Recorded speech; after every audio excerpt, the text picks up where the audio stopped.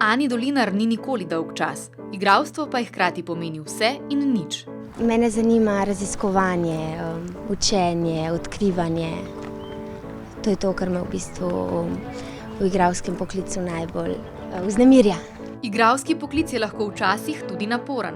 Ko študira novo predstavo, je lahko odsotna tudi po več ur na dan. Rune še mehna, zvečer dostkrat joka, ko gre mama v službo, ali pa zjutraj, ko gre v varstvo. In ti je težko. Ko se ugasnejo odrske luči, je Ana predvsem Zdaj le čist mamica. Čeprav Sebastian pa reče, da je okrog mene skozi teater. Ni pa skrivala tudi želje po novem družinskem članu. Ja, seveda. Upam, da enkrat bo. Ja.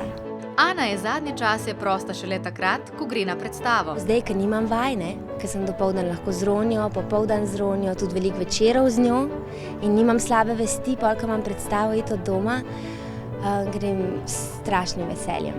Poleg družine ima pomembno mesto v Aninem življenju tudi Anžej. Včasih v življenju pač preprosto veš in se energije poklopijo in v tem primeru so vse. Med njima kar ure energija. Prvi spomin na Ano je, ko ona privihra iz studia, Urošu Smoleju v objem in reče, joj, nekaj sem zafušala.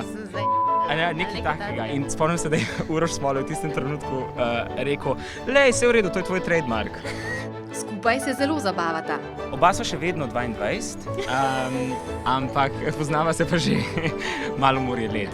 Bila je pa to, čemur pravijo ljubezen na prvi pogled, oziroma najbližje, kar bom jaz temu kadarkoli prišel. Instantna reakcija na njo, na njeno energijo. Ana, ki kar prekipeva od navdušenja, bo kmalu skočila na oddih v Toskano. Konec maja pa se bo začela pripravljati na novo predstavo.